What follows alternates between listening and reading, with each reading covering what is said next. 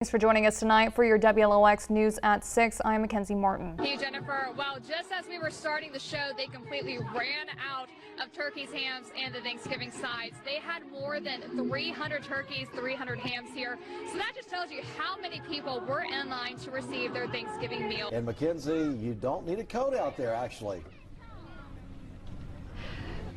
No, Hugh, you don't. It's very warm, but that is not stopping the holiday spirit. As you can see, I am joined with some friends. I'd say this is a pretty good day at work to have a bunny, a bearded dragon on my shoulder, surrounded by goats and sheep. So this is something that you can see here at PRCC campus with the Wildcat Wonderland.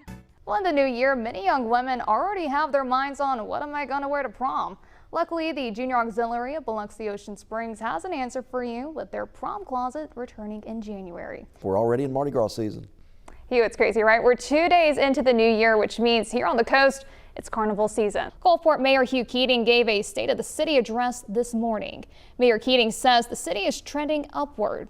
Well, here at the West Beach Boardwalk in Biloxi, what typically is seen as sand on our beaches has now been replaced with this blanket of snow that we're seeing as the snow sweeps across coastal Mississippi. Personally, for me, I've avoided 90 today. As many locals know, if you're looking to get anywhere on time, you don't go on 90 during cruising the coast, especially now that work traffic is getting out. So when you have work traffic with cruising the coast traffic, put it together, heavy traffic. But every girl should have a chance to pick out a beautiful gown to wear on prom night. Feel special that way, no matter their circumstances. So you're just making it more accessible for a bunch of young girls out there. That is the goal. Well, Moss Point, get ready as the King's Parade prepares to roll down the streets tomorrow. We're joined now with Heather Austin from Moss Point Main Street. So Heather, tell us what's in store here for tomorrow. Well, we're here with the stingrays. We're going to go snorkel with some stingrays. I'm a little nervous, but the trainer said that they don't sting, so we will see. There's also some sharks in here as well.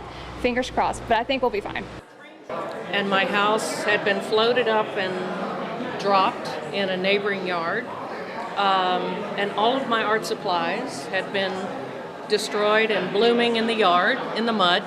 Located in Studio Waveland, Kat Fitzpatrick tells that very story through watercolor after Hurricane Katrina destroyed her home in Bay St. Louis. During her time of recovery after the hurricane, Fitzpatrick showed up to the Mississippi Art Colony with mud from the storm still on her clothes. She created this 5-act art piece with gifted 300-pound watercolor paper. Fitzpatrick says a gift needed during time of tragedy. I began by tearing each of the pieces in half because it felt like that was what happened in our community. We were torn in half. And then I put them together and started painting my experience of Katrina. The first act represents the 32 feet of water that swept away Fitzpatrick's home, painted in resemblance to Hokusai wave and Japanese prints. The second act displays a bit of light. To Fitzpatrick, that was a sign of hope during the darkest time. The third shows the chaos of the debris while Fitzpatrick searched for her mother, who ended up being rescued and taken to the hospital. The fourth act shows the current and all it swept along. Here's the town of Bay St. Louis, and there are people. This is happening during the storm. There was a horse that a dear friend of mine had in his stable, and he died. So he floated, and then this becomes the graveyard of all of the people that had floated out. Something exhibited in all the acts, the railroad. So all of the news we could get was that everything south of the railroad tracks had been destroyed. There was nothing left. Fitzpatrick's last act in the series shows the past community underneath what has been built of Bay St. Louis post-Katrina. After the destruction, she had to get creative to let friends and family know she was safe. She did that through thank you notes. So I still had a box of these 20 years later, and so these are my thank you notes to my community that helped me reconstitute and become stronger than I had been before. She says that these pieces show a series of tragedy, community, and resilience, something that still not everyone can process 2 decades later.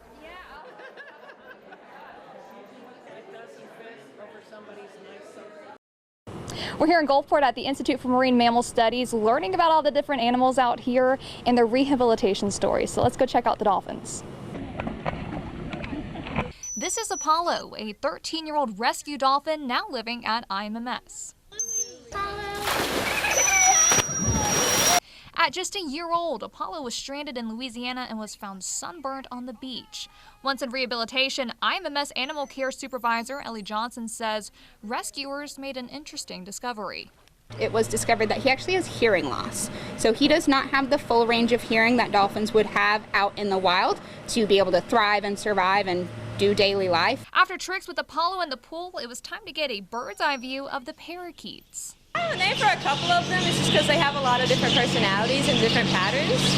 Like this one right here. Here's Banana. Banana. And then the one that you just had was Storm. It's because he looks like a storm. He has like a little white cloud on his chest. And then this one right here is Cutie Pie. Along with Banana, Storm, and Cutie Pie, more than 200 birds live right here in the exhibit. Most of them are native to Australia. And now we're here with the stingrays. We're gonna go snorkel with some stingrays. I'm a little nervous, but the trainer said that they don't sting, so we will see. There's also some sharks in here as well. Fingers crossed, but I think we'll be fine.